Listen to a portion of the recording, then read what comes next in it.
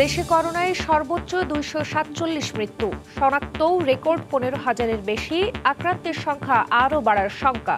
গ্রামের রোগীরা শেষ মুহূর্তে হাসপাতালে আসায় বাড়ছে মৃত্যুহার। করোনার মধ্যে ডেঙ্গুর হানায় আতঙ্ক, রাজধানীতে প্রতিদিনই বাড়ছে রোগী। এডিসের লার্ভা নিধনে আজ থেকে 2 সিটি কর্পোরেশনে বাড়ি বাড়ি অভিযান। অর্ধশত বছর পূর্ণ করলেন ডিজিটাল বাংলাদেশের কারিগর সজীব ওয়াজেদ জয়। তরুণদের দেখিয়েছেন প্রযুক্তির আলো। 51তম জন্মদিনে স্বাস্থ্যবিধি মেনে আওয়ামী লীগের বিভিন্ন আয়োজন। চট্টগ্রাম বন্দরে 30 লাখ টাকা মূল্যের 334 বস্তা পণ্য সহ কাভার্ড ভ্যান চুরি। নোয়াখালী থেকে উদ্ধার, গ্রেফতার 2। চুরি রোধে গাড়ি জিপিএস-এর আওতায় আনার পরামর্শ।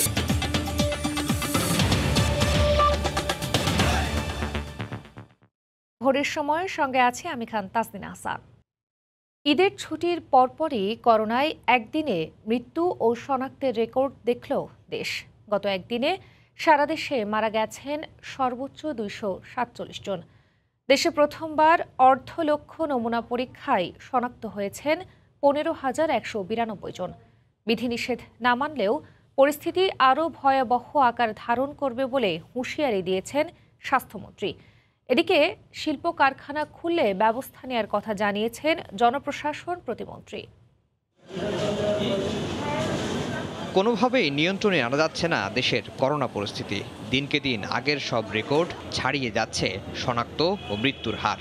হাসপাতালগুলোতেও ঠাঁই নেই অবস্থা। সরকার বারবার কঠোর বিধিনিষেধ দিয়ে সংক্রমণ নিয়ন্ত্রণের চেষ্টা করলেও মানুষের অসচেতনতায় কোনো সুফল মিলছে না। ঈদের পর বিধিনিষেধ আরোপের 4 দিন না যেতেই ভেঙে পড়েছে এ ব্যবস্থা। সড়কেও বেড়েছে গাড়ির চাপ। প্রতিনিয়ত ঢাকায় এবং ঢাকার বাইরে যাচ্ছেন মানুষ। এমন অবস্থায় দেশের করোনা পরিস্থিতি নিয়ে কথা হয় সোমবারের মন্ত্রিসভার বৈঠকে। পরে স্বাস্থ্যমন্ত্রী জানান, ভয়াবহ পরিস্থিতির দিকে যাচ্ছে দেশ। এভাবে চলতে থাকলে সংক্রমণ ও মৃত্যুর হার কোনোভাবেই কমানো যাবে না, ভেঙে পড়বে চিকিৎসা ব্যবস্থাও। বঙ্গমাতা কনভেনশন সেন্টার আগামী শনিবার দিন, রবিবার দিন আমরা আশা করি চালু করব। তারপরে কোনটা চালু করব? এরপরে তো আর ভবনও নাই যেখানে আমরা যাই একটা হাসপাতাল স্থাপন করব। তারপরে ডাক্তার নার্সরাও ক্লান্ত হয়ে গেছে। সংক্রমণ না কমলে রোগী কমবে না, রোগী না কমলে মৃত্যু কমবে না এবং হাসপাতালের জায়গা সংকুলন হবে না। এটাই বাস্তবতা। জনগণ যদি সচেতন না হয় তাহলে পরে তো আপনার ভয়াবহ পরিণতি, আপনার হাসপাতালে জায়গা হবে না, আপনার ইকোনমিতে এফেক্ট করে যাবে, আপনার প্রোডাকশনে এফেক্ট করে যাবে। জনপ্রশাসন প্রতিমন্ত্রী বলছেন, বিধিনিষেধ না মানলে আইন অনুযায়ী ব্যবস্থা নেওয়ার কথা। বিধিনিষেধের আওতার মধ্যে যেগুলো আছে পর্যবেক্ষণ করছি যে কারা খুলছে এবং সেটা যদি কেউ খুলে থাকে, এরকম যদি ফাইন্ডিংস পাওয়া যায় তাদের বিরুদ্ধে আইনানুগ ব্যবস্থা নেওয়া হবে। এদিকে ওয়ার্ড পর্যায়ে টিকা নিশ্চিতের নির্দেশনা দিয়েছেন প্রধানমন্ত্রী। সোমবার মন্ত্রিপরিষদ বৈঠকে এ নির্দেশনা দেন তিনি। সহজলভ্য করতে বলা হয়েছে তৃণমূল পর্যায়ে করোনা পরীক্ষা ও চিকিৎসা। ভ্যাকসিনেশন কার্যক্রমটা জানি ওয়ার্ডে থেকে শুরু হয়ে যায়, ওয়ার্ড, ইউনিয়ন, উপজেলা এবং ওয়ার্ডে যে সমস্ত বয়স্ক লোকরা আছে সেই বয়স্ক লোকদেরকে ভ্যাকসিনেট করার ব্যবস্থা করা।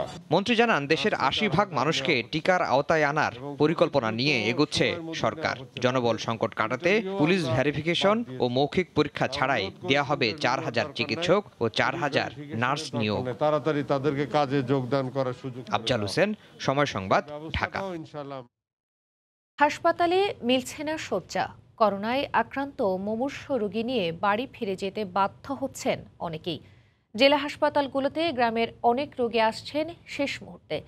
ব্যুরো ও জেলা প্রতিনিধিদের পাঠানো তথ্য ও ছবি নিয়ে রিপোর্ট। দেশজুড়ে করোনা ভাইরাস ভয়াবহ রূপ নিয়েছে। জেলার হাসপাতালগুলোতে গ্রামের অনেক রোগী আসছেন শেষ মুহূর্তে। মানুষের অসচেতনতায় বেড়েই চলেছে সংক্রমণ। শয্যা আর অক্সিজেন সংকটে এক হাসপাতাল থেকে আরেক হাসপাতাল রোগী নিয়ে ছুটছেন স্বজনরা। আমাদের যে ওয়ার্ডে আছে রোগীর প্রচুর চাপ, আমরা বেড পাই নাই, তো আমরা কিন্তু ফ্লোরে আছি। আইসিইউতে বর্তমানে যে সিরিয়াল আছে, সিরিয়াল দেখতে দেখতে অনেক রোগী মারা যেতেছে। সিরিয়াল দেওয়ার পরে সিরিয়াল পাই না, রোগী মৃত হয়ে যায়। 24 ঘন্টায় সবচেয়ে বেশি মারা গেছেন ঢাকা বিভাগে 72 জন। এরপরই চট্টগ্রামে মারা গেছেন 61 জন। চট্টগ্রাম বিভাগে করোনার নতুন হটস্পট কুমিল্লায় মারা গেছেন 27 জন। সিলেট বিভাগে 14 জন মারা গেছেন। 24 ঘন্টায় খুলনা বিভাগে 46 ও জেলায় 7 জন মারা গেছেন করোনায়। 945টি নমুনা পরীক্ষায় শনাক্ত 253 জন।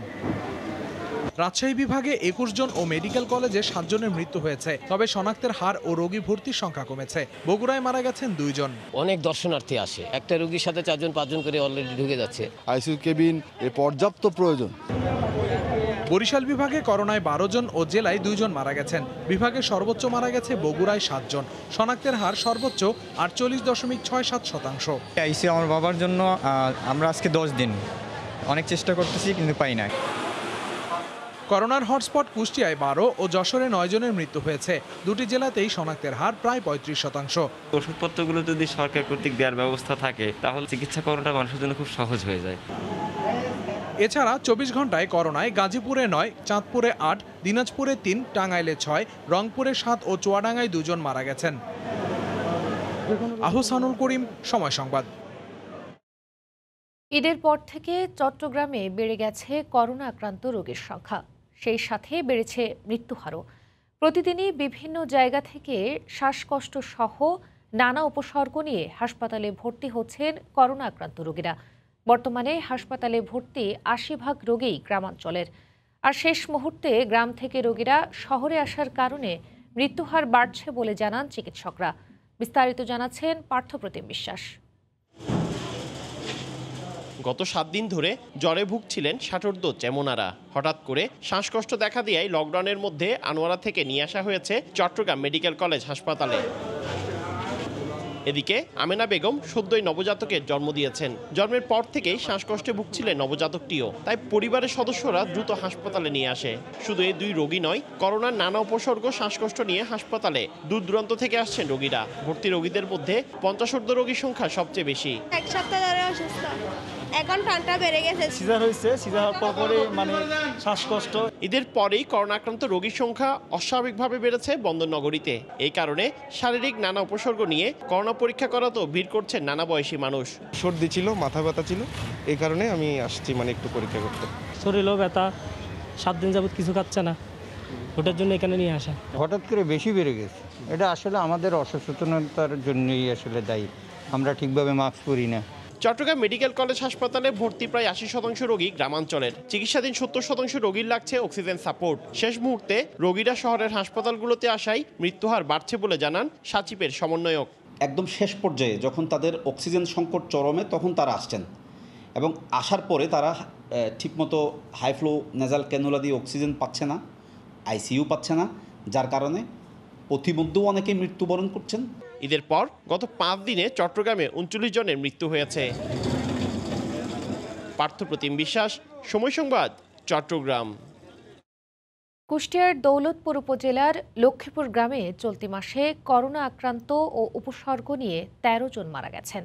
13 জনের মৃত্যুতে আতঙ্ক বিরাজ করছে গ্রাম জুড়ে। ভয়ে কেউ উপসর্গ থাকলেও হাসপাতালে চিকিৎসা নিতে যাচ্ছেন না। এ অবস্থায় গ্রামের সাধারণ মানুষদের সচেতন করা হবে বলে জানান উপজেলার স্বাস্থ্য কর্মকর্তা। বাবুল হোসেনের ক্যামেরায় SM রাশেদের রিপোর্ট। কুষ্টিয়ার দৌলতপুর উপজেলার প্রত্যন্ত গ্রাম লক্ষ্মীপুর। 4000 লোকের গ্রামটিতে 90% মানুষই কৃষিকাজ করে জীবিকা নির্বাহ করেন। জুলাইয়ের শুরুতে গ্রামের গৃহিণী খোদেজা খাতুন গুরুতর অসুস্থ হয়ে পড়লে তাকে ঢাকায় সোহরাওয়ার্দী হাসপাতালে ভর্তি করা হয়। 4 জুলাই করোনায় আক্রান্ত হয়েই তার মৃত্যু হয়। এভাবে 22 দিনে একই গ্রামে 12 জন করোনায় আক্রান্ত হয়ে এবং 1 জন উপসর্গ নিয়ে মারা যান। আমরা হাসপাতালে নিয়ে যাবো রোগীটা, নিজেই ধরো ওখানে রাখলে পারে কেউ ওখানে নিজেই মারি দেবে ডাক্তাররা বেরিয়ে। এইটাই বড় সন্দেহ। আর সর্দি কাশি জ্বর যাই হোক না কেন, ওরা যদি একটু পরীক্ষা করে, একটু স্বাস্থ্য সচেতন হয়, আর বাইরে গেলে মাস্ক ব্যবহার করা, দোকান পাশারে ওরা অবাধে চলাফেরা অন্তত না করতে পারে। উপসর্গ থাকলেও গুজব আর কুসংস্কারের কারণে গুরুতর অসুস্থ না হওয়া পর্যন্ত হাসপাতালে চিকিৎসা নিতেও যান না। গ্রামে কেউই মাস্ক পরেন না কিংবা অন্য কোনো স্বাস্থ্যবিধিও মেনে চলেন না। শিশুদের নিয়ে ভয়ে বসবাস করছেন গ্রামের নারীরা। তবে করোনা মহামারীর হাত থেকে রক্ষার জন্য সহায়তার দাবি নিরীহ গ্রামবাসীর। স্বাস্থ্যবিধিতে যারা নিয়োজিত আছেন তারা আমাদের গ্রামে এসে পর্যবেক্ষণ করি আমাদের মানুষকে, এই অশিক্ষিত মানুষকে সচেতন করার জন্য আমি উদাত্ত আহ্বান জানাচ্ছি। লক্ষ্মীপুর গ্রামের মৃত্যু ও রোগীদের তথ্য নিয়ে দ্রুত সচেতনতা ও চিকিৎসার ব্যবস্থা করা হবে বলে জানান স্বাস্থ্য কর্মকর্তা। তথ্য নিতে হবে যে কে কে মারা গেল, কি কারণ, ভয়ভীতিটা যদি কিছুটা দূর হয়, প্রাথমিক পর্যায়ে আসলে আমরা তখন অন্তত দেখে তাদের চিকিৎসাটা দিয়ে একটা ব্যবস্থা নিতে পারবো। দৌলতপুর স্বাস্থ্য কমপ্লেক্সের তথ্য মতে লক্ষ্মীপুর গ্রামে 8 জন করোনা আক্রান্ত রোগীকে আইসোলেশনে রেখে চিকিৎসা দেয়া হচ্ছে। সময় সংবাদ, কুষ্টিয়া। প্রধানমন্ত্রীর নির্দেশ অনুযায়ী ওয়ার্ডে ওয়ার্ডে টিকা কর্মসূচি সম্প্রসারণে প্রস্তুতি শুরু করেছে স্বাস্থ্য অধিদপ্তর। মাসে 1 কোটি মানুষকে টিকা দিতে ওয়ার্ড পর্যায়ে কেন্দ্র সম্প্রসারণের পাশাপাশি কর্মসূচিতে যুক্ত করা হচ্ছে ইপিআই কর্মীদের। এদিকে দ্বিতীয় চালান এলেই অ্যাস্ট্রাজেনেকা টিকাদান শুরু করবে স্বাস্থ্য অধিদপ্তর। ফারুক ভুইয়া রবিনের রিপোর্ট। দেশে সব কেন্দ্রেই এখন বন্ধ অ্যাস্ট্রাজেনেকার টিকাদান। দ্বিতীয় ডোজের অপেক্ষায় 15,22,000 মানুষ। আশার আলো জাগাচ্ছে কোভ্যাক্সের আওতায় জাপান থেকে আসা প্রায় 2.5 লাখ ডোজ অ্যাস্ট্রাজেনেকা। মাসখানেকের মধ্যে আরও 37 লাখ আসার কথা। দ্বিতীয় ধাপে অ্যাস্ট্রাজেনেকা প্রদানে এখনও চূড়ান্ত হয়নি কর্মপরিকল্পনা। সম্ভাবনা আছে আগামী সপ্তাহে দ্বিতীয় ডোজ দেওয়া শুরু করার। তবে কার্যক্রম সাবলীল রাখতে পরবর্তী চালানের অপেক্ষায় স্বাস্থ্য অধিদপ্তর। কিভাবে আমরা দিব এইটার এখন পরিকল্পনা চলছে এবং এইটা এই সপ্তাহে আমরা ফাইনাল করে ফেলতে পারবো। কারণ অল্প কয়টা দিয়ে শুরু করলে বাকিদের মধ্যে একটা হইচই লাগবে, কে আগে দিবে কে পরে দিবে। আর বাকি যেটুকু আমরা এক্সপেক্ট করি এটা যদি এসে যায় একসঙ্গে আমরা শুরু করি তাইলে হ্যাসেলটা কম হয়। এদিকে আগামীতে প্রতি মাসে 1 কোটি মানুষকে টিকা দেওয়ার পরিকল্পনা বাস্তবায়নে ওয়ার্ড পর্যায়ে কেন্দ্র সম্প্রসারণের কাজ চলছে বলে জানায় স্বাস্থ্য অধিদপ্তর। পাশাপাশি সম্প্রসারিত টিকাদান কর্মসূচি ইপিআই কর্মীদেরও যুক্ত করা হচ্ছে কার্যক্রমে। এইবারের যে অ্যাডাল্ট ভ্যাকসিনেশন কর্মসূচি, সেই কর্মসূচিতে কিন্তু এই যে আমাদের দক্ষ যে জনগোষ্ঠীটি আছে তারা কিন্তু এখনো এখানে কাজ করতে শুরু করেননি। এটি কেবলমাত্র কিন্তু হাসপাতাল ভিত্তিক বিভিন্ন প্রতিষ্ঠান ভিত্তিক করা হয়েছে। এই সংখ্যাটার সঙ্গে যদি আমরা আমাদের প্রচলিত ইপিআই কর্মসূচিতে যারা কাজ করেন তাদেরকে আপনি অন্তর্ভুক্ত করে নেন, তাহলে 1 কোটি টিকা দিতে পারবার আশাটি মোটেও উচ্চাসা নয়। এটি খুবই স্বাভাবিক একটি ঘটনা। এইটি দেবার মতন সক্ষমতা আমাদের আছে। এদিকে টিকা নেয়ায় আগ্রহ বাড়াতে আগস্টের দ্বিতীয় সপ্তাহে চলবে 6 দিনব্যাপী প্রচারণা। সে সময় কেবল জাতীয় পরিচয়পত্র দেখিয়ে টিকা নিতে পারবেন 60 লাখ মানুষ। ফারুক ভিয়া রবিন, সময় সংবাদ, ঢাকা। করোনার মধ্যেই ডেঙ্গুর হানা। গত একদিনে রেকর্ড 123 জন হাসপাতালে ভর্তি হয়েছেন, যাদের মধ্যে 120 জনই রাজধানীর। কিন্তু রোগী বাড়লেও বাড়েনি সচেতনতা। বিশেষ করে নির্মাণাধীন ভবনগুলোতে গেলেই মিলছে এডিসের লার্ভা। চাপ সামলাতে বেগ পেতে হচ্ছে হাসপাতালগুলোকে। কীটতত্ত্ববিদরা বলছেন, এডিস নিয়ন্ত্রণে জনসম্পৃক্ততা নিশ্চিত করতে না পারলে সফলতা আসবে না। এদিকে কাল থেকে বাড়ি বাড়ি গিয়ে 2 সিটিতে শুরু হবে অভিযান। তাজওয়ার মাহমুদের রিপোর্ট।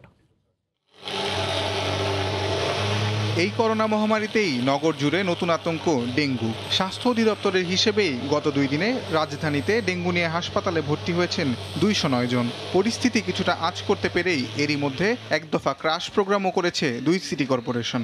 তবু সুফল মিলছে কই। বিশেষ করে নির্মাণাধীন ভবনগুলোতে ঢু মারলেই মিলছে এডিসের লার্ভা। কিছু নির্মাণাধীন ভবন তারা খুবই অসতর্ক।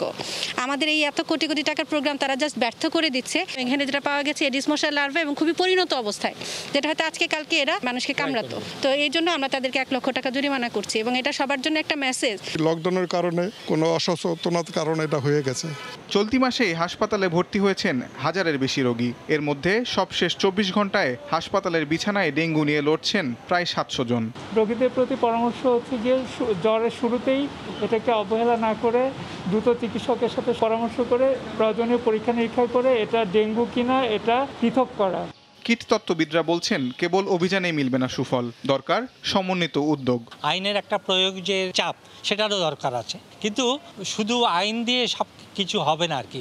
এটা একটা সম্মিলিত ইন্টিগ্রেটেড অ্যাপ্রোচ নিতে হবে আর কি। সোমবার রেকর্ড 123 জন ডেঙ্গু রোগী হাসপাতালে ভর্তি হয়েছেন, যাদের মধ্যে 120 জনই রাজধানীর। এখন পর্যন্ত ডেঙ্গুতে 3 জনের মৃত্যুর খবর নিশ্চিত করেছে স্বাস্থ্য অধিদপ্তর। তাজওয়ার মাহমুদ, সময় সংবাদ, ঢাকা। যোগ্যতা, অভিজ্ঞতা আর দেশপ্রেম, এই 3-এর সমন্বয়ে দেশের আইসিটি খাতকে শুধু এগিয়েই নেননি, নিজ হাতে গড়ে তুলেছেন ডিজিটাল বাংলাদেশ। ক্ষমতার খুব কাছাকাছি থেকেও নির্লোভ ও পরিচ্ছন্ন জীবন জীবিকার অধিকারী থেকে ঠাঁই করে নিয়েছেন দেশের আপামর মানুষের মনে। জাতির পিতা বঙ্গবন্ধু শেখ মুজিবুর রহমানের দৌহিত্র এবং প্রধানমন্ত্রী শেখ হাসিনা ও বিশিষ্ট পরমাণু বিজ্ঞানী ডক্টর M.A. ওয়াজেদ মিয়ার পুত্র সজীব ওয়াজেদ জয় আজ পা রাখলেন ৫১ বছরে। রাশেদ বাপ্পির রিপোর্ট। যুদ্ধের দামামার মাঝেই ১৯৭১ সালের ২৭ জুলাই বিশিষ্ট পরমাণু বিজ্ঞানী M.A. ওয়াজেদ মিয়া ও শেখ হাসিনার ঘর আলো করে জন্ম নেয় ফুটফুটে এক শিশু। পাকিস্তানিদের বিরুদ্ধে চূড়ান্ত বিজয়ের পর নানা বঙ্গবন্ধু শেখ মুজিবুর রহমান প্রিয় দৌহিত্রের নাম রাখেন জয়।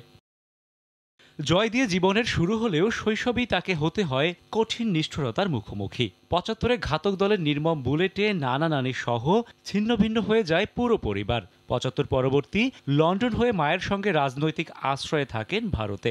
পড়াশোনা করেন বিশ্বের প্রসিদ্ধ সব বিদ্যাপীঠে। নিজেকে গড়ে তোলেন একজন প্রতিষ্ঠিত কম্পিউটার প্রকৌশলী হিসেবে। জীবনের বড় একটি সময় প্রবাস জীবনযাপন করলেও দেশ ভাবনা থেকে কখনো পিছপা হননি বঙ্গবন্ধু দৌহিত্র সজীব ওয়াজেদ জয়। ২০১৪ সালে দায়িত্ব নেন মা প্রধানমন্ত্রী শেখ হাসিনার অবৈতনিক তথ্য ও যোগাযোগ প্রযুক্তি বিষয়ক উপদেষ্টা হিসেবে। ২০০৮ সালের ২৯ ডিসেম্বরের জাতীয় নির্বাচনে আওয়ামী লীগের ইশতেহারে ডিজিটাল বাংলাদেশ গড়ার বিষয়টি নিয়ে আসেন তিনি। পর্দার অন্তরালে প্রধানমন্ত্রী শেখ হাসিনার পাশে থেকে গোটা দেশে তথ্য প্রযুক্তির বিপ্লব ঘটান এই তথ্য প্রযুক্তি বিশেষজ্ঞ। আমরা বিশ্বাস করি যে তরুণরাই হচ্ছে দেশের ভবিষ্যৎ, তারাই দেশটাকে এগিয়ে নিয়ে যাবে। মহাকাশে বঙ্গবন্ধু স্যাটেলাইট উৎক্ষেপণ, দেশের গুরুত্বপূর্ণ স্থানে হাইটেক পার্ক নির্মাণ, 4G চালু, ইন্টারনেটের দাম কমানো, কম্পিউটারের শুল্কমুক্ত আমদানি, ফ্রিল্যান্সিংয়ের উৎকর্ষ সাধন সহ অনলাইনে নাগরিক সুবিধা নিশ্চিতে সজীব ওয়াজেদ জয়ের অবদান অনন্য, যার সুফল ভোগ করছে কোটি বাঙালি। কেননা করোনা মহামারীতে বিশ্বের বিভিন্ন দেশ থমকে গেলেও তথ্য প্রযুক্তিতে এগিয়ে থাকা বাংলাদেশ পাচ্ছে বাড়তি সুবিধা। সজীব ওয়াজেদ জয় মনে করেন চতুর্থ শিল্প বিপ্লবের পথে বাংলাদেশ হতে চলেছে আগামীর নেতা, যার নেতৃত্বে থাকবে দেশের তরুণ প্রজন্ম। আর তাই তরুণ উদ্যোক্তা ও নেতৃত্বকে একসঙ্গে যুক্ত করার পাশাপাশি প্রশিক্ষিত করতে বৃহত্তম প্ল্যাটফর্ম ইয়াং বাংলার সূচনা হয় সজীব ওয়াজেদ জয়ের নেতৃত্বেই। আমার জানা মতে পৃথিবীতে আর কোনো দেশ নেই যে এত অল্প সময়ের মধ্যে নিজেকে ডিজিটাইজ করেছে। শ্রমভিত্তিক অর্থনীতিকে প্রযুক্তি নির্ভর করে তুলতে জাতীয় পর্যায়ে চলমান কর্মপ্রয়াসের কেন্দ্রবিন্দুতে সজীব ওয়াজেদ জয়, যার নেতৃত্বে দেশের উত্তরণ ঘটেছে অফলাইন থেকে অনলাইনে।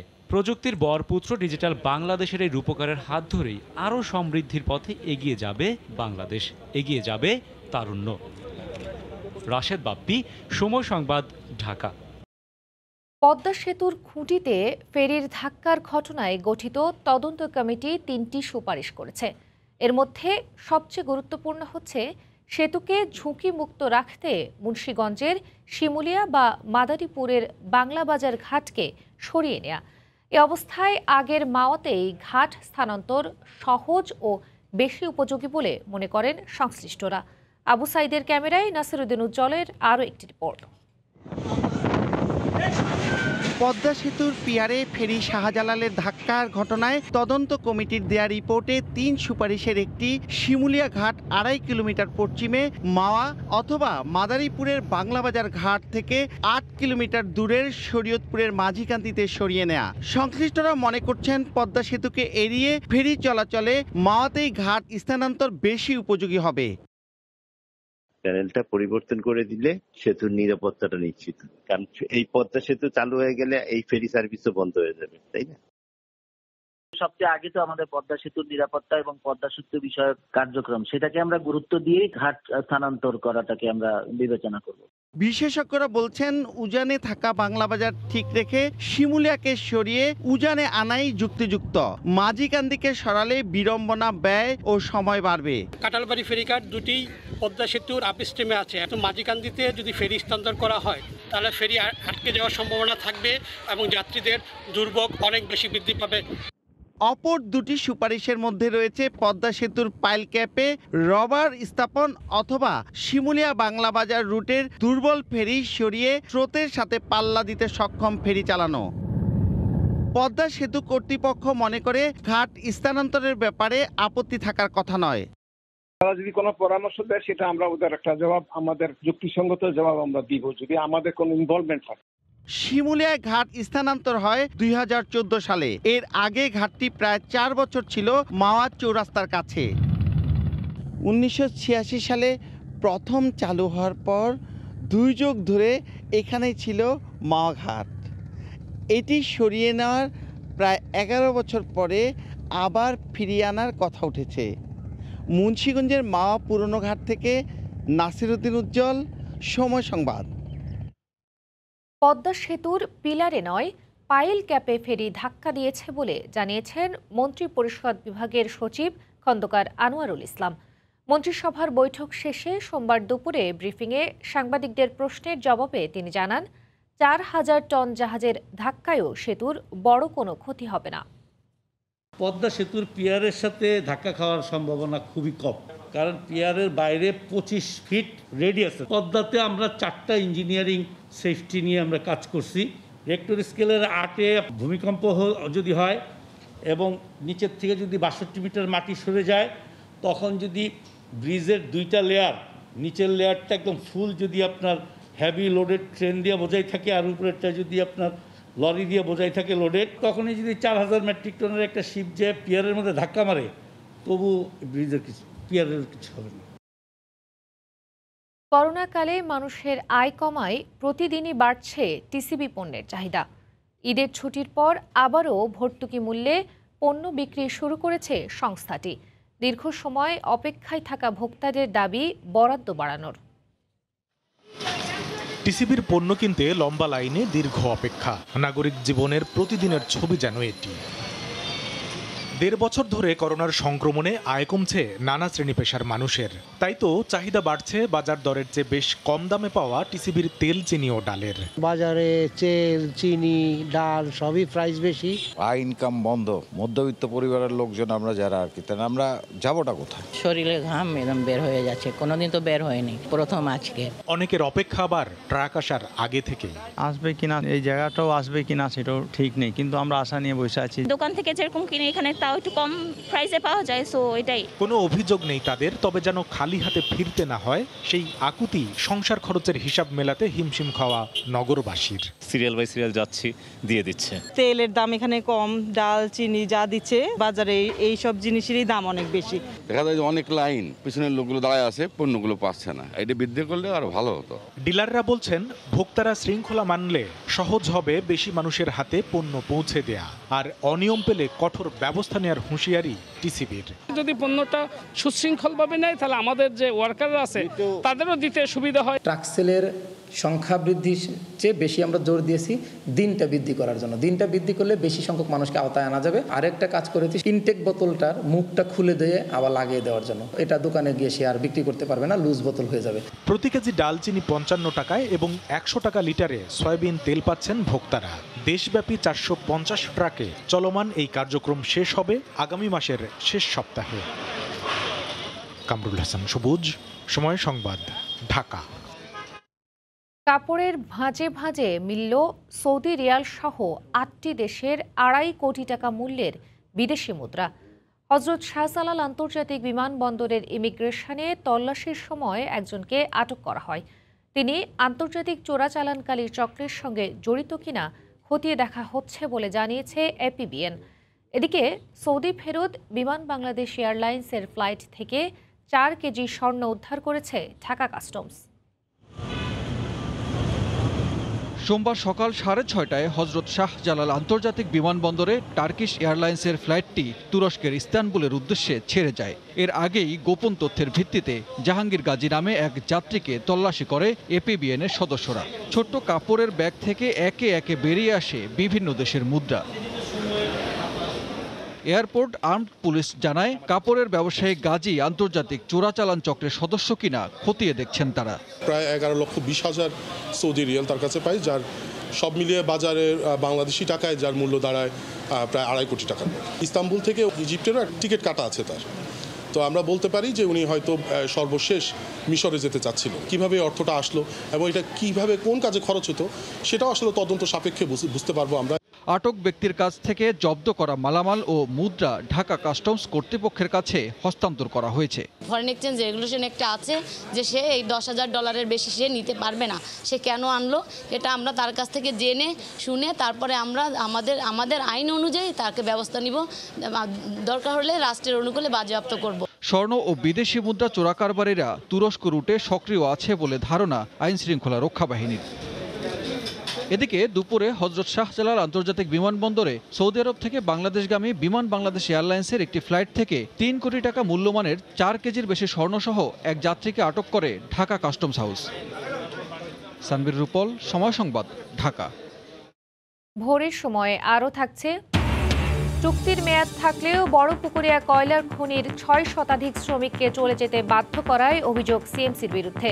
খনির ভেতরে অমানবিক আচরণের বর্ণনা। সৌদি আরব থেকে আমদানিকৃত প্লাস্টিকের দানা চট্টগ্রাম বন্দরে লোড করার পর চালক যান ঘুমাতে। এই সুযোগে হেলপার কাভার্ড ভ্যান সহ ৩৩৪ বস্তা পণ্য চুরি করে উধাও। নোয়াখালী এবং লক্ষ্মীপুরে অভিযান চালিয়ে উদ্ধার করা হয়েছে প্রায় ৩০ লাখ টাকা মূল্যের চোরাই পণ্য। উদ্ধার করা হয়েছে কাভার্ড ভ্যানটিও। গ্রেফতার করা হয়েছে ২ জনকে। এই ধরনের চুরি রোধে পণ্য বোঝাই গাড়ি জিপিএস সিস্টেমের আওতায় আনার পরামর্শ পুলিশের। বুলবুল রেজার রিপোর্ট।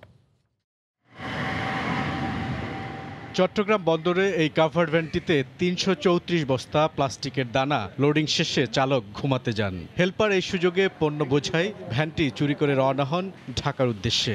পুলিশকে বিষয়টি জানানোর পর যাত্রাবাড়ির ধলপুরে আটক করা হয় ভ্যানটি। গ্রেফতার করা হয় ২ জনকে। হেলপারের দেয়া তথ্যে নোয়াখালী এবং লক্ষ্মীপুরে অভিযান চালিয়ে উদ্ধার করা হয় চোরাই পণ্যগুলো। চট্টগ্রাম থেকে ঢাকায় আসার পথে তারা পণ্যগুলো লুকিয়েছিল সেখানে। সৌদি আরব থেকে এক ব্যবসায়ী প্রায় ৩০ লাখ টাকার প্লাস্টিকের দানা আমদানির পর একটি ট্রান্সপোর্ট কোম্পানির হাতে তুলে দিয়েছিলেন। চালানটি পৌঁছে দেওয়ার কথা ছিল গাজীপুরে। বিভিন্ন পরিবহন কোম্পানিতে চালকের সহযোগী হিসেবে কাজ করলেও গ্রেফতার ২ জনই পণ্য বোঝাই পিকআপ ও কাভার্ড ভ্যান চুরির সঙ্গে জড়িত থাকার তথ্য পেয়েছে পুলিশ। মূলত তার সহযোগীদেরকে নিয়ে সে এই কাজটুকু করত এবং সে যেটা করত, সে এই মালামালগুলি নিয়ে সে বিভিন্ন জায়গায় প্রথমে স্টোর করত। তারপর ওখান থেকে সে স্টোর করে সেখান থেকে সে কিছু ব্যবসায়ী সে খুঁজতো যে যাদের কাছে সেই কাঁচামালগুলি বিক্রি করতে পারবে, অল্প অল্প করে তাদের কাছে সে পৌঁছে দিত টাকার বিনিময়ে। তো এইভাবে দেখা গেছে যে আমদানিকারকের বিপুল পরিমাণ অর্থের ক্ষতি হয়। এই ধরনের চুরি রোধে গাড়ি জিপিএস সার্ভিসের আওতায় আনার অনুরোধ পুলিশের। পরিবহন মালিক যারা আছেন তারা প্রত্যেকটা পরিবহনের যদি জিপিএস সিস্টেমটা তারা যদি লাগিয়ে নেন, তাহলে হয়তো আমরা খুব সহজেই পরিবহনটাকে শনাক্ত করতে সক্ষম হব। এই চক্রের সঙ্গে জড়িত আরও ২ জনের নাম পেয়েছে পুলিশ। তাদের ধরতে অভিযান অব্যাহত আছে। চক্রের ২ জনকে আমরা গ্রেফতার। বুলবুল রেজা, সময় সংবাদ, ঢাকা। চুক্তির মেয়াদ শেষ না হতেই কোনো নোটিশ ছাড়াই দিনাজপুরের বড়পুকুরিয়া কয়লা খনির ৬ শতাধিক শ্রমিককে চলে যেতে বাধ্য করেছে চীনা ঠিকাদারি প্রতিষ্ঠান সিএমসির কর্তৃপক্ষ। এতে বন্ধ হয়ে গেছে কয়লা উৎপাদন। শ্রমিকদের অভিযোগ, খনি অভ্যন্তরে তাদের সঙ্গে অমানবিক আচরণ করা হতো। তবে স্থানীয় শ্রমিক নেতা মনে করেন শিগগিরই চুক্তির মাধ্যমে আবার শ্রমিকরা কাজে ফিরে আসবে। এ ব্যাপারে খনি কর্তৃপক্ষ কথা বলতে রাজি হয়নি। গোলাম নবী দুলালের তথ্য ও মঞ্জিদ আলম শিমুলের ছবি নিয়ে ডেস্ক রিপোর্ট। দিনাজপুর বড়পুকুরিয়া কয়লা খনিতে কোনো নোটিশ ছাড়াই চীনের ঠিকাদারি প্রতিষ্ঠান সিএমসি করোনা পরিস্থিতির অজুহাত দেখিয়ে রোববার ও সোমবার ৬ শতাধিক খনি শ্রমিককে চলে যেতে বাধ্য করে। এর ফলে কয়লা উৎপাদন বন্ধ হয়ে গেছে। খনি শ্রমিকরা জানান, খনি অভ্যন্তরে করোনার বিধিনিষেধ দিয়ে তাদের অবরুদ্ধ অবস্থায় মাসের পর মাস কয়লা উত্তোলনের কাজ করানো হয়। ১০ আগস্ট পর্যন্ত চুক্তির মেয়াদ থাকলেও হঠাৎ গত ২৪ জুলাই আগাম কোনো নোটিশ না দিয়ে শ্রমিকদের খনি এলাকা ছেড়ে যেতে বলা হয়। ভাই মারা গেলে মাটি দিবে দেয়নি, কাম ছাইলে হইল না, বুঝছেন? এইভাবে কষ্ট করি তবু টাকার বিনিময়ে অভাবের জন্য পড়িয়েছেন। এখন ওরা প্রোডাকশন বন্ধ করে রাখছে, কি কারণে রাখছে, কেন রাখছে, এক অফিস জানে, আমরা এটা বলতে পারি। কয়লা খনি উত্তোলন যদি তারা করে, কি আমাদের ডাকে, যতদিন পর্যন্ত গেট খোলে নাই ততদিন পর্যন্ত আমরা শ্রমিক যাব না। এদিকে চীনা ঠিকাদারি প্রতিষ্ঠানের বিরুদ্ধে অমানবিক আচরণের অভিযোগ করেছেন শ্রমিকরা। অমানবিক নির্যাতন, নিপীড়িত এবং নির্যাতনের কারণে আজ বড়পুকুরিয়া কয়লা খনির সকল শ্রমিক বের হয়ে আসছে। তবে স্থানীয় শ্রমিক নেতার আশা, শিগগিরই চুক্তির মাধ্যমে শ্রমিকরা কাজে ফিরে আসবেন। ১-১.৫ মাসের মধ্যেই তাদের কন্ট্রাক্টটা আবারও তাদের কাছে আসবে আর কি। কারণ তারা ছাড়া অন্য কোনো ঠিকাদারি প্রতিষ্ঠান এখানে কাজ করতে আগ্রহী নয়। এ ব্যাপারে বড়পুকুরিয়া কোল মাইনিং কোম্পানি লিমিটেডের ব্যবস্থাপনা পরিচালক প্রকৌশলী মোহাম্মদ কামরুজ্জামান খানের সঙ্গে মোবাইল ফোনে বারবার যোগাযোগ করার চেষ্টা করা হলেও তিনি ফোন রিসিভ করেননি। খনি থেকে প্রতিদিন ৩,০০০ মেট্রিক টন কয়লা উত্তোলন করা হয়। সময় সংবাদ, দিনাজপুর। সংক্রমণ মোকাবেলায় চলছে কঠোর বিধিনিষেধ। এর মধ্যেই নানা উপায়ে রাজধানীমুখী হচ্ছেন মানুষ। সড়ক মহাসড়কে কতটুকু মানা হচ্ছে সরকারি বিধিনিষেধ, সে খবর জানাতে গাজীপুর থেকে যুক্ত হচ্ছেন রিপোর্টার রাজিবুল হাসান। রাজীব। তাজদিন, গত ১.৫ বছরের করোনাকালে সব থেকে ভয়াবহ সময় পার করছে কিন্তু বাংলাদেশ। যে কারণে এই যে করোনা আক্রান্ত এবং মৃতের সংখ্যা দিনকে দিন বেড়েই চলছে, যে কারণে ঈদের পরবর্তী সময়ে কঠোর লকডাউনের ঘোষণা করা হয়েছে এবং মাঠে সেটি বাস্তবায়ন করা হচ্ছে। আজকে এই কঠোর লকডাউনের ৫ম দিন চলছে। আমরা ভোর থেকে গাজীপুর যে ঢাকা ময়মনসিংহ এবং ঢাকা টাঙ্গাইল মহাসড়ক সহ বিভিন্ন আঞ্চলিক সড়কে খোঁজ নিয়েছি। সেখানে কিন্তু মানুষের যে আনাগোনা সেটি কিন্তু রয়ে গিয়েছে এবং পুলিশের যে তৎপরতা যতটুকু থাকার কথা সেটি কিন্তু ভোর কিংবা গভীর রাতে থাকে না বললেই চলে। তবে সকাল 10টার পরে কিন্তু আইন শৃঙ্খলা বাহিনী মাঠে নামে। এর আগে যারা রাজধানীতে প্রবেশ করার কথা বা রাজধানীতে যেতে চায় তারা কিন্তু যেতে পারে। এই যে লকডাউনের যে কারণে আসলে লকডাউন দেওয়া হয়েছে, মানুষকে বিধিনিষেধ মান্য করে যে মানুষের বাসা বাড়িতে থাকতে হবে, সেই বিষয়টি কিন্তু অনেকাংশেই মানা হচ্ছে না। যদিও যারা চলাচল করছে তারা বলছেন যে তাদের কর্মস্থল খোলা রয়েছে, যে কারণে তাদেরকে বাড়ি থেকে যেতে হচ্ছে তাদের কর্মস্থলে। আর এই কারণেই পথে পথে ভোগান্তি আর সংক্রমণের ঝুঁকি মাথায় নিয়েই তারা যাচ্ছে রাজধানীমুখী। এই যখন অবস্থা, তখন আমরা দেখেছি যে গাজীপুর চৌরাস্তাতে পুলিশের চেকপোস্ট এই যে মাত্র ভোর শুরু হলো, এখন আমরা লাইভ শুরু করার আগেও এখানে আসলে পুলিশের টহল ছিল না, কিন্তু গাজীপুর চৌরাস্তা এই মুহূর্তে আসলে পুলিশের টহল শুরু করা হলো এবং গাড়ির যে চালক তাদেরকে জিজ্ঞাসাবাদ করা হচ্ছে যে প্রয়োজনীয় যেসব কাগজপত্র সেগুলো না থাকলে কিন্তু গাড়ি ঘুরিয়ে দেওয়ার মতো ঘটনা তারা ঘটাচ্ছে। তো এই যখন অবস্থা, তখন আমি যদি বলি যে গাজীপুরে গত ২৪ ঘন্টায় ৭ জন করোনা ভাইরাসে আক্রান্ত হয়ে মারা গিয়েছে এবং এর আগেও কিন্তু প্রায় অর্ধেকের বেশি, অর্থাৎ যে পরিমাণ নমুনা সংগ্রহ করে পরীক্ষা করা হয় সেই নমুনা বিবেচনায় প্রায় ৫০% উপরে কিন্তু গাজীপুরে আক্রান্ত রয়েছে। গত ৩ দিনের হিসেব আপনাদেরকে আমি বলছিলাম। তো আমি যদি বলি যে গাজীপুর যে শেষ অংশ, অর্থাৎ হচ্ছে জৈনা বাজার, সেখানেও কিন্তু পুলিশের কড়াকড়ি থাকলেও মানুষ ওই পুলিশের চেকপোস্ট সেখানে নেমে তারপর হেঁটে সেটি পার হয়ে আবারও তাদের কর্মস্থলে যাওয়ার চেষ্টা করছে। আর একটি বিষয় আপনাকে জানিয়ে রাখছি, সেটি হচ্ছে আব্দুল্লাহপুরের যে অংশটি রয়েছে সেখানেও পুলিশের একটি চেকপোস্ট থাকার কথা। সকালে ভোরে আমি কথা বলেছি সেখানে আমাদের যে সোর্স এবং আমাদের সহকর্মীদের সঙ্গে, সেই ভোরে কিন্তু সেখানে চেকপোস্ট তারা লক্ষ্য করেনি। এই যখন অবস্থা, তখন মানুষ চলাচল করছে এবং গাড়ি যেসব গণপরিবহন নেই, কিন্তু ছোট ছোট যানবাহনে করে মানুষ তাদের গন্তব্যে যাওয়ার চেষ্টা করছে এবং যে রাইড শেয়ার যে বিষয়টি রয়েছে, অর্থাৎ মোটর সাইকেলে করে কিন্তু হরহামেশাই তারা রাজধানীতে প্রবেশ করছে এবং এই গাজীপুর থেকে টাঙ্গাইল এবং ময়মনসিংহে তারা যাতায়াত করছে। যে কারণে কিন্তু যারা যাত্রী রয়েছে, যাত্রী সাধারণ যারা ঝুঁকি নিয়ে, এই জীবনের ঝুঁকি নিয়ে বাইরে বেরিয়েছে, তারা আমাদেরকে বলছেন যে প্রয়োজনের তুলনায় তাদেরকে 2 থেকে 3 গুণ ভাড়া গুনে কিন্তু তাদের গন্তব্যস্থলে যেতে হচ্ছে। আর এই যে গণপরিবহন না থাকা এবং সরকারি লকডাউন বাস্তবায়নে পুলিশ যে কাজ করা, গণপরিবহন না থাকা, এই গণপরিবহন না থাকার কারণে মানুষ আরো বেশি গাদাগাদি করে কিন্তু ছোট ছোট যানবাহন করে তাদের গন্তব্যস্থলে যাচ্ছে। এতে ঝুঁকির সংখ্যা আরো বেশি বাড়ছে বলে সাধারণ মানুষ মনে করছে। তো এই ছিল আমার কাছ থেকে সবশেষ। চলমান কঠোর বিধিনিষেধে সড়কে সাধারণ মানুষের যাতায়াতের খবর জানাতে গাজীপুর থেকে আমাদের সঙ্গে যুক্ত হয়েছিলেন রিপোর্টার রাজিবুল হাসান। কোরবানি ঈদের প্রায় সপ্তাহখানেক পর উত্তরাঞ্চলের বৃহত্তম চামড়ার বাজার নাটোরে আসা শুরু হয়েছে বিভিন্ন জেলার চামড়া। পাশাপাশি শুক্রবার থেকে নাটোরে চামড়া কেনার নিশ্চয়তা দিয়েছেন ট্যালারি মালিকরা। এতে চলমান লকডাউনে চামড়া আসা ও বিক্রি নিয়ে যে শঙ্কা ছিল সেটা কেটে যাবে বলে আশা আড়তদারদের। বিস্তারিত নাটোর প্রতিনিধি আল মামুনের পাঠানো তথ্য ছবিতে।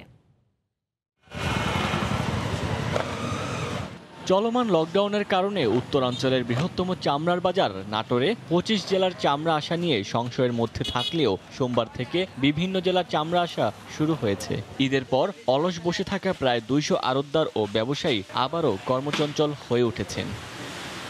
আগামী বুধবারের মধ্যেই কয়েক লাখ পিস চামড়া এখানে আসবে। আর ট্যানারি মালিকরা বৃহস্পতিবার থেকে চামড়া কিনবেন বলে স্থানীয় ব্যবসায়ীদের নিশ্চিত করেছেন। এদিকে বিভিন্ন জেলা থেকে আসা লবণযুক্ত গরুর চামড়া ১,০০০ থেকে ১,১০০ টাকায় এবং ছাগলের চামড়া ৮০ থেকে ৯০ টাকায় কিনছেন এখানকার ব্যবসায়ীরা। মাল কিছু কিছু আমদানি হয়েছে, ভালো মাল যেটা আমদানি হয়েছে আমরা কিছু কিছু বিক্রিও করতেছি। এখন ট্যানারিওয়ালারা ৯০ টাকায় কেনা বেচা করে, তাহলে আমরা ২ টাকার মুখ দেখতে পাবো। ঢাকাতে কোম্পানিরা চামড়া কিনতে আসবে, তখন দেখা যায় আলহামদুলিল্লাহ সব ব্যাপারীরা তাদের বাসার থেকে চামড়া নিয়ে আসবে মোকামে। ভালো দাম পেয়ে খুশি বাইরের জেলার ব্যবসায়ীরা। চামড়া এনেছি এবং বিক্রি করলাম, এই দামে বেচেছি সেই দামে আমাদের লাভই হবে। লকডাউনে নাটোর জেলা পুলিশের সহযোগিতায় বিভিন্ন জেলার চামড়া জেলা আসছে। এছাড়া জেলা পুলিশের টোকেনের মাধ্যমে নাটোর থেকে ঢাকা চামড়া যাবে। প্রশাসন আমাদের সার্বিক সহযোগিতা করেছে এবং চামড়া যাতে অবাধে আসতে পারে সেই জন্য ওনারা সার্বক্ষণিক সহযোগিতা করছেন। প্রতি বছর কোরবানির ঈদে এখানকার আড়তে বিভিন্ন জেলা থেকে ১১ লাখ পিস চামড়া আসে, যার বাজার মূল্য ৪০০ কোটি টাকা। সময় সংবাদ, নাটোর।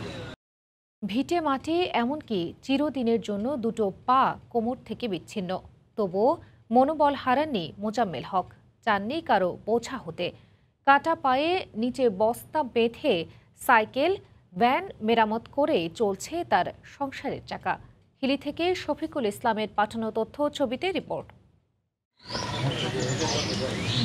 হিলি থেকে ১০ কিলোমিটার উত্তরে বিরামপুর উপজেলার কুন্দলহাট এলাকার মোজাম্মেল হক গত ৩৫ বছর ধরে এলাকার মানুষের কাছে পরিচিত সাইকেল মেকার হিসেবে। তবে কাজ করতে গিয়েই হাতুড়ির আঘাত বিকল করে দেয় তার পা, সঙ্গে সংসারের চাকাও। ৬ বারের অপারেশনে হারাতে হয় দুটি পা, সেই সাথে হারাতে হয় ভিটে মাটিও। শুধু এতেই শান্ত হয়নি প্রকৃতি, কেড়ে নিয়েছে তার শ্রবণ শক্তিও। কারো কাছে হাত না পেতে কাটা পায়ে বস্তা বেঁধে ভর দিয়ে এখনো চালিয়ে যাচ্ছেন পুরনো সেই সাইকেল মেকারের কাজ। জীবন তার কাছ থেকে যা ছিনিয়ে নিয়েছে তিনি চেষ্টা করেছেন সেটাকেই মানিয়ে নিতে। তবে এই মুহূর্তে শারীরিক সক্ষমতা কমে আসার পাশাপাশি দিন দিন কমে আসছে তার উপার্জনের পরিমাণও। এতে কোনো মতে চলে তার সংসার। মানুষ ১০ টাকা ৫ টাকা সাহায্য দেয়, আমি আগে কই বাবা আর নিমো না, আমি সাইকেলে মেকারি করে খাই, আমার দোকান আছে কুন্দনহাট। আমি যে কদিন আছে আমি নিজে হাতে নাড়ে চাড়ে খামো, আল্লাহ আমার হাত পা ভালো। আমাকে কেউ কোনো সহযোগিতা করে নেবা, এখন ওই অচল স্বামী নিয়ে অতে কোনো হালে করে খাই বাবা। স্থানীয়দের অভিযোগ সরকারি বিভিন্ন সুযোগ সুবিধা থাকলেও প্রতিবন্ধী ভাতার একটি কার্ড ছাড়া মোজাম্মেলের ভাগ্যে আর কিছুই জোটেনি। পা কেটে ফেলার পরে সে এই অবস্থায় কাজ করতেছে। উনি সাহায্যের হাত কারো কাছে না বাড়িয়ে নিজে কর্ম করে খাচ্ছেন। সরকার অনেক কিছুই দেয় দেখি, তো ওনার কাছে এখনো পর্যন্ত কোনো সাহায্য সহযোগিতা পৌঁছায়নি। তবুও থেমে যায়নি শারীরিক প্রতিবন্ধী এই মানুষটির পথ চলা। সময় সংবাদ, হিলি। সাতক্ষীরায় করোনা উপসর্গ নিয়ে হাসপাতালে ভর্তি রোগীর সংখ্যা বেড়েই চলেছে। প্রতিদিনই করোনা ডেডিকেটেড হাসপাতালে রোগী মারা যাচ্ছে। নতুন করে আক্রান্ত হচ্ছে ২০% উপরে। এ বিষয়ে জানতে চলে যাচ্ছি সাতক্ষীরা থেকে আমাদের প্রতিনিধি মমতাজ আহমেদ বাপির কাছে। বাপি, সাতক্ষীরার করোনা পরিস্থিতি যে ঊর্ধ্বগতি হওয়ার আশঙ্কা ছিল সেই আশঙ্কাই বাস্তবায়িত হতে যাচ্ছে। গতকাল থেকে করোনা উপসর্গ নিয়ে সাতক্ষীরা ডেডিকেটেড মেডিকেল কলেজ হাসপাতালে রোগী ভর্তির সংখ্যা ৫০ পার হয়েছে। এইভাবেই সাতক্ষীরা করোনা পরিস্থিতি যে ভয়াবহতার দিকে এগিয়ে যাবে এই আশঙ্কাটাই করেছিল স্বাস্থ্য বিভাগ প্রশাসন। ঈদ পরবর্তী এই অবস্থার সৃষ্টির একটিই কারণ, সেটা হচ্ছে স্বাস্থ্যবিধি মানা হচ্ছে না। লকডাউন চললেও সেইভাবেই গাড়ি ঘোড়া চলছে, স্বাভাবিক চলাফেরা। বিশেষ করে গ্রামে গঞ্জে যে স্বাস্থ্যবিধি একেবারেই মানা হচ্ছে না, চায়ের দোকানে লোকজন ওঠা বসা করছে মাস্ক ছাড়াই। সাতক্ষীরার যে করোনা পরিস্থিতির মূল বৃদ্ধির কারণ হিসাবে কিন্তু বারবারই আমরা জানিয়েছি এবং আমাদেরকে সুশীল সমাজও জানিয়েছে যে এখানে স্বাস্থ্যবিধি মানা হয় না, এখানে সঠিকভাবে লকডাউন পালন হয় না, খুব ধিমে তালেই লকডাউন পালন হয়। বিশেষ করে সাতক্ষীরার মানুষ নিম্ন আয়ের মানুষের সংখ্যাই বেশি, যে কারণে তারা দীর্ঘদিন এই লকডাউনের মধ্যে থেকে এই সমিতির টাকা জোগাড় করতে পারছে না, একই সাথে তারা তাদের সংসার চালাতে হিমশিম খাচ্ছে বলেই বাধ্য হয়ে এই রাস্তায় নেমে আসছে বলে তারা জানাচ্ছে। তবে তার চেয়েও ভয়াবহতা হচ্ছে মানুষের মধ্যে সচেতনতা নেই গ্রামে গঞ্জে, এটাই হচ্ছে সাতক্ষীরার যে ভয়াবহতার মূল কারণ বলে স্বাস্থ্য বিভাগ প্রশাসন আমাদেরকে জানিয়েছে।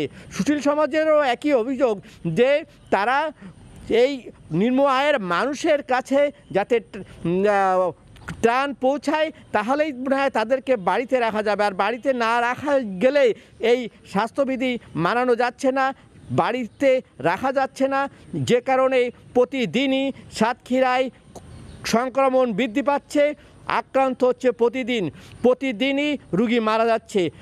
গত 24 ঘন্টায় সাতক্ষীরা করোনা ডেডিকেটেড হাসপাতালে 6 জন রুগী মারা গেছে, যদিও তারা প্রত্যেকেই করোনার উপসর্গ নিয়ে মারা গেছে। এইভাবেই প্রতিদিন এখানে করোনা উপসর্গ নিয়ে মারা যাচ্ছে, করোনা উপসর্গ নিয়ে বিভিন্ন ক্লিনিকে হাসপাতালে ভর্তি হচ্ছে। যদিও এখানে অনেক অভিযোগ রয়েছে যে লকডাউন যেটা চলছে কঠোর, সেই লকডাউনটা কি মানা হচ্ছে না, রুগীরা যে আসা যাওয়া করছে তাদের মধ্যে স্বাস্থ্যবিধি মানা হচ্ছে না। এভাবেই মানা না হওয়ার কারণে হচ্ছে না বলেই এই সংক্রমণ বৃদ্ধি পাচ্ছে। নাজনীন, আমি একটা পরিসংখ্যান আপনাকে দিতে চাই যে এ পর্যন্ত করোনায় এবং করোনা উপসর্গ নিয়ে 600-র উপরে মানুষ মারা গেছে এই শুধুমাত্র এই Satkhira corona dedicated medical college হাসপাতালে, এবং আক্রান্তের যে সংখ্যা, সেই আক্রান্তের সংখ্যাও কিন্তু 5000 ছাড়িয়ে গেছে। আমাদের এই সাতক্ষীরার যে করোনার যে ভয়াবহতার কারণেই কিন্তু এখানে সুশীল সমাজ কিন্তু সহযোগিতায় এগিয়ে এসেছে। তারা বিভিন্ন সংগঠন, ছাত্রলীগ, স্বাস্থ্য শিক্ষা বিভাগ, সব দিক থেকেই অনেক সংগঠনই কিন্তু এই করোনার যে মূল উপাদান যে অক্সিজেনের দরকার হয়, সেই অক্সিজেন সিলিন্ডার বিনা পয়সায় সরবরাহ করার জন্যে একটা মেডিকেল কলেজ শুধু না, বিভিন্ন গ্রামে গঞ্জেও তারা সরবরাহ করছে, যাতে বাড়িতে বসে অক্সিজেন সিলিন্ডার নিয়েও ট্রিটমেন্ট করতে পারে, সে ব্যবস্থাও এখানে রেখেছে সাতক্ষীরার সুশীল সমাজ, বিভিন্ন সংগঠন। আমরা আরও বলতে চাই যে এই স্বাস্থ্যবিধি মানা না গেলে এই ভয়াবহতা আরও বাড়বে বলে মনে করছে সুশীল সমাজ, মনে করছে স্বাস্থ্য বিভাগ, মনে করছে প্রশাসন। সেই ছিল সাতক্ষীরা করোনা সংক্রমণের সর্বশেষ রিপোর্ট। নাজনীন। সাতক্ষীরার করোনা পরিস্থিতির খবর জানাতে আমাদের সঙ্গে যুক্ত হয়েছিলেন সহকর্মী মমতাজ আহমেদ বাপি।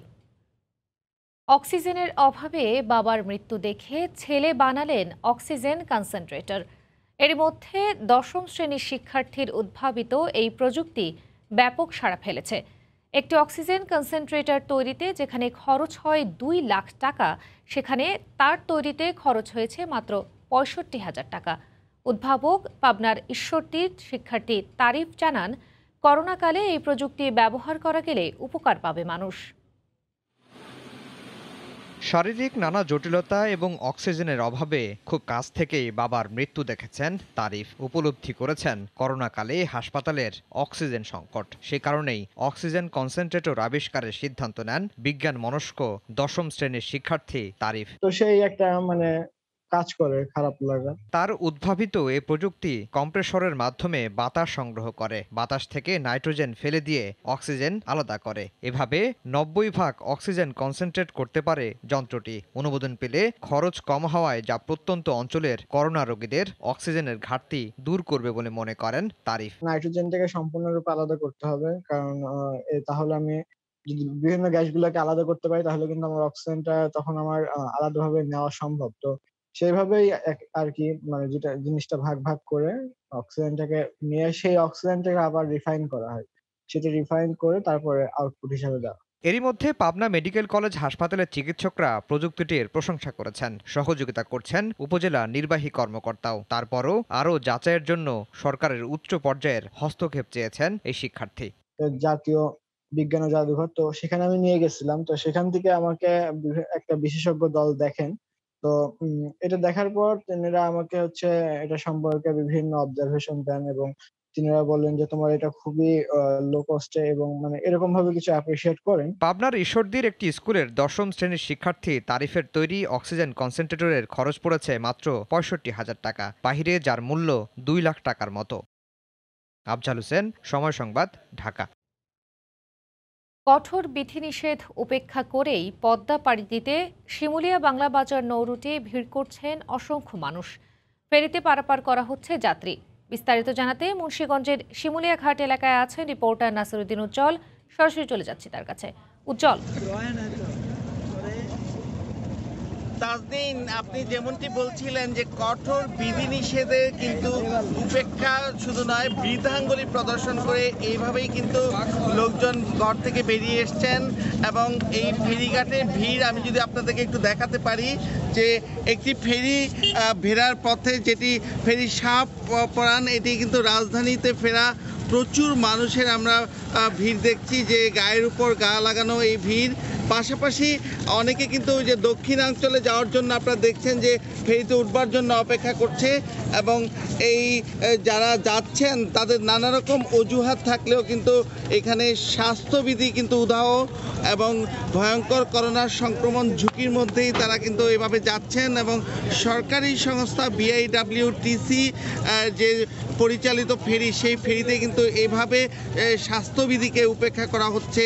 এখানে স্থানীয় প্রশাসন এবং আইনশৃঙ্খলা বাহিনী তাদের নাকের ডগার মধ্যেই যে স্বাস্থ্যবিধি লঙ্ঘিত হচ্ছে এবং প্রতিদিন যে মৃত্যুর মিছিল, এই রুটে কিন্তু প্রতিদিন অনেক মৃতদেহ যাচ্ছে এবং এখানে যারা দায়িত্ব পালন করছেন যে এত মৃতদেহ কিন্তু তারা কখনো লক্ষ্য করেননি।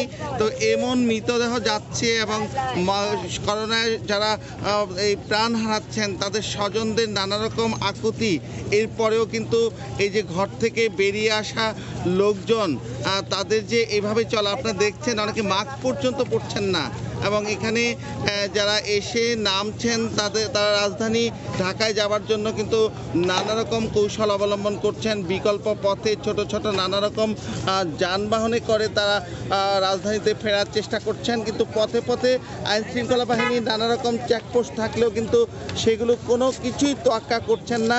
প্রতিদিনই এরকম মানুষের ঢল নামছে এই মুন্সিগঞ্জের শিমুলিয়া ঘাটে এবং এই বহরে 19টি ফেরির মধ্যে কিন্তু এখন 6টি ফেরি দিয়ে যাত্রী এবং যানবাহন পারাপার করা হচ্ছে।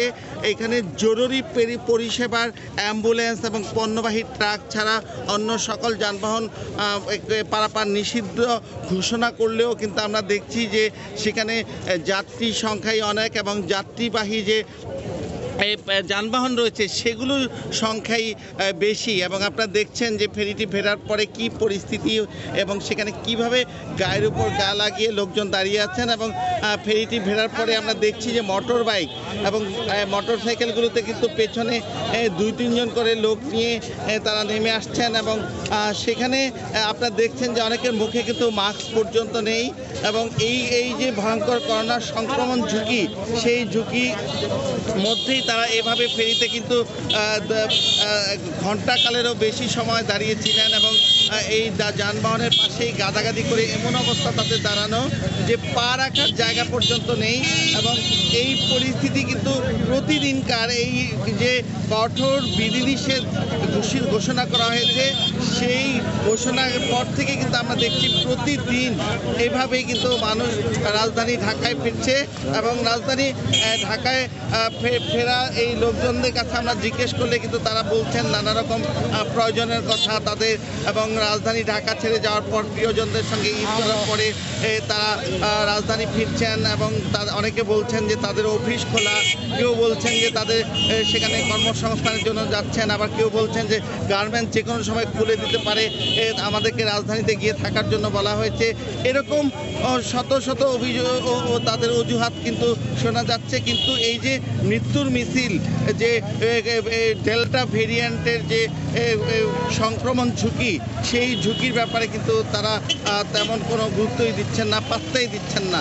এবং আপনারা দেখছেন যে এই লোকজনগুলো যেভাবে নেমে আসছে এবং এই যে করোনা সংক্রমণ ঝুঁকির মধ্যেই, এবং এখানে লঞ্চ এবং স্পিড বোট সকল ধরনের কিন্তু নৌযান বন্ধ রয়েছে, শুধুমাত্র এই ফেরিতে করে কিন্তু পারাপার চলছে। এবং এইখানে যে গণপরিবহন সেগুলো বন্ধ রয়েছে, সে কারণে কিন্তু মোটর বাইক, ব্যাটারি চালিত অটোরিকশা, সিএনজি, প্রাইভেট কার এবং মাইক্রোবাস এমন নানা রকম ছোট ছোট যানবাহনে কিন্তু এই রাজধানী ঢাকায় প্রবেশের চেষ্টা করছে এই হাজার হাজার মানুষ।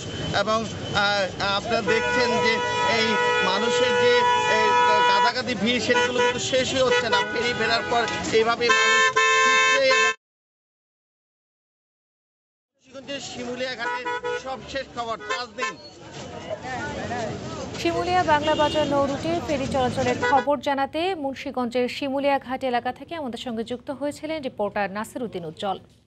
বরিশালের কীর্তনখোলা নদীর পানি বেড়ে নিম্নাঞ্চলের বিভিন্ন এলাকা প্লাবিত হয়েছে। স্থানীয়রা জানান, গত কয়েকদিন ধরে জোয়ারের পানিতে সদর উপজেলার চরবাড়িয়া ও চরকাওয়া গ্রামের নদী তীরবর্তী এলাকাগুলো তলিয়ে গেছে। এতে দুর্ভোগে রয়েছেন তারা। ফসলেরও ব্যাপক ক্ষতি হয়েছে। বৃষ্টি ও পূর্ণিমার জোয়ারের প্রভাবে পানি উঠলেও দুশ্চিন্তার কারণ নেই বলে জানিয়েছে পানি উন্নয়ন বোর্ড।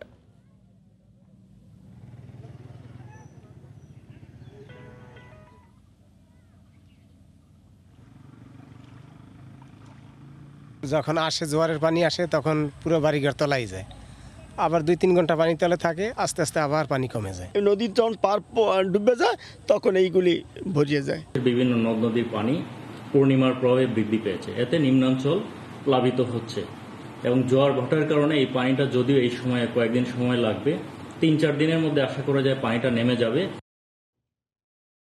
টাঙ্গাইলের বাসাইল উপজেলার 5টি গ্রামের প্রায় 10,000 মানুষ পানিবন্দী।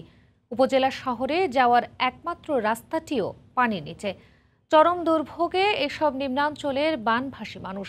বানভাসী মানুষের খবর জানাতে বাসাইল উপজেলার কাঞ্চনপুর এলাকায় আছেন সহকর্মী কাদুর তালুকদার। সরাসরি চলে যাব তার কাছে। কাদির। তাজনীন, এই যে আপনি জানেন যে এই বছর কিন্তু বন্যা মাত্র শুরু হয়েছে। সেই বন্যা শুরু হওয়ার পর থেকেই কিন্তু টাঙ্গাইলের যে বাসাইল উপজেলা রয়েছে, সেই বাসাইল উপজেলার কাঞ্চনপুর ইউনিয়নের প্রায় 20,000 মানুষ কিন্তু ইতিমধ্যেই পানিবন্দী হয়ে পড়ছে। অর্থাৎ এই এলাকাটি খুবই নিম্নাঞ্চল। এখানে যদিও এটি হাওর অঞ্চল নয়, তারপরেও এদিকে আমরা দেখেছি যে এখানে যে মানুষজনের যে সমস্যা, সেই সমস্যার সৃষ্টি হয়েছে। প্রথম দফা এই যে বন্যা, সেই বন্যা থেকেই কিন্তু মানুষজনের সমস্যা ইতিমধ্যেই তৈরি হয়েছে। এখানে আমরা এখানকার যে স্থানীয় লোকজন রয়েছে, এই স্থানীয় লোকজনের সাথে আমরা কথা বলে যে বিষয়টি জানতে পেরেছি সেটি হচ্ছে যে এইখানকার যে এই যে উপজেলা, সেই উপজেলার কাঞ্চনপুর ইউনিয়ন থেকে উপজেলা শহরে যাওয়ার যে রাস্তা, সেই রাস্তা কিন্তু নেই। সেই রাস্তাটি একেবারেই পানির নিচে নিমজ্জিত অবস্থায় রয়েছে। এখানে যে উপজেলা যাওয়ার একমাত্র রাস্তা এই যে 20,000 মানুষের জন্য, সেই 20,000 মানুষ কিন্তু রাস্তা দিয়ে তারা উপজেলায় যেতে পারছে না। তাদের একমাত্র নৌকা ছাড়া আর কোনো বিকল্প কোনো রাস্তা নাই। এখানে ইতিমধ্যেই আমরা দেখেছি যে এখানে স্কুল, মাদ্রাসা, মসজিদ সহ অনেকেই কিন্তু এখানে বিভিন্ন রকম যে প্রতিষ্ঠান রয়েছে, সেই প্রতিষ্ঠানে যাতায়াত করতে হলেও কিন্তু তাকে এই যে নৌকা যোগে যাতায়াত করতে হচ্ছে। নৌকা ছাড়া কোনোভাবেই তারা তারা বিকল্প কোনোভাবে চলাফেরা করতে পারছে না। তো আমরা এখানে তাদের সাথে কথা বলেছি, তারা আমাদের যে বিষয়টি জানিয়েছে সেটি হচ্ছে যে যুগের পর যুগ ধরেই কিন্তু এই অবস্থায় তারা চলেছে। এখানকার যে একটি মাত্র প্রধান সড়ক এই উপজেলায় যাওয়ার রাস্তা, সেই রাস্তাটিও কিন্তু তারা এইখানে তাদের করতে হয়েছে। তাদের যুগ ধরে এই রাস্তা ব্যবহার করে চলাচল করতে হচ্ছে। অথচ এখানকার যে স্থানীয় যে চেয়ারম্যান রয়েছে, জনপ্রতিনিধি রয়েছে, সেই জনপ্রতিনিধি কিন্তু এখানে রাস্তার সংস্কার করতে পারেনি, বা এই রাস্তাটি কিন্তু না থাকার কারণে উপজেলায় যাওয়ার যে ব্যবস্থা, সেই ব্যবস্থা এই এলাকার মানুষের নেই বলে আমাদেরকে জানিয়েছে। আমরা কথা বলেছিলাম এখানকার যে প্রশাসন রয়েছে, তারা আমাদেরকে জানিয়েছে যে এই যে আপনি নিশ্চয়ই জানেন যে গত বছর যে বন্যা হয়েছিল, সেই ভয়াবহ বন্যায় টাঙ্গাইলের যে 12টি উপজেলা ছিল, সেই 12টি উপজেলায় কিন্তু বন্যা কবলিত হয়ে চরমভাবে দুর্ভোগে পড়েছিল মানুষ। বিশেষ করে এই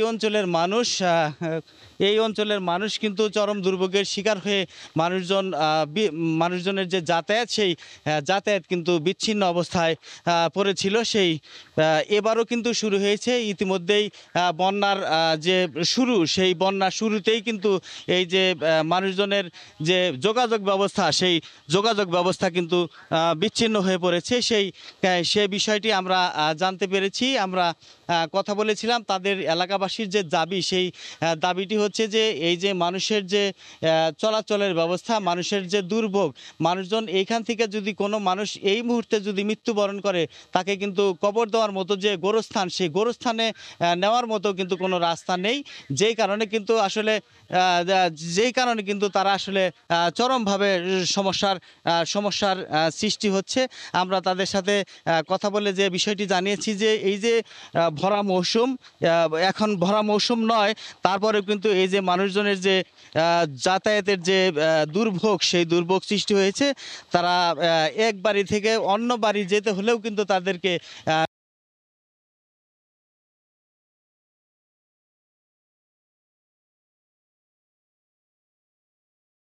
সমস্যায় পড়তে হচ্ছে। যে যারা এই এলাকার যারা নিম্ন আয়ের মানুষজন রয়েছে, সেই নিম্ন আয়ের মানুষজন কিন্তু নৌকাটিও ক্রয় করতে পারছে না। নৌকা ক্রয় করতে না পেরে কিন্তু তারা চরম সমস্যার সৃষ্টি হয়েছে। তারা আমাদেরকে জানিয়েছে যে এই যে মানুষের যে সমস্যা, এই যে যারা এখানে প্রায় প্রতি বছরের 3 থেকে 4 মাস কিন্তু এখানে জলাবদ্ধতা থাকে। এই জলাবদ্ধতার কারণে নিম্ন আয়ের যে মানুষগুলো রয়েছে, তাদেরকে বিভিন্ন জায়গায় গিয়ে তাদেরকে কাজ করতে হয়, তারা কিন্তু এখানে বসবাস করতে পারে না।